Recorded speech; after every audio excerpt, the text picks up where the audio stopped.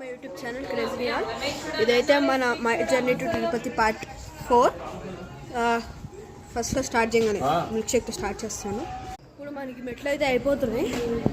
ఇప్పుడు మెట్లు ఎండింగ్ అయితే వచ్చాను, ఒకసారి మీకు చూపిస్తాను ఉండండి. ఇదే ఎండింగ్ అనమాట. మనం వచ్చేసాము పైదాకా. పైకి వచ్చేసిన తర్వాత మళ్ళీ మేము కిందకైతే వచ్చాము టికెట్స్ కోసము. దాంట్లో మొత్తం నేను పండుకున్నాను, సో తీయలేకపోయాను వీడియో. సో ఇక్కడ లైన్ చూపిస్తాను, ఒక్క నిమిషం ఆగుంది మీకు. లైన్ చూడండి ఎంత పెద్ద లైన్ ఉందో టికెట్స్ కోసము. ఇదే లైన్లోకి ఇప్పుడు మేము వెళ్ళబోతున్నాము.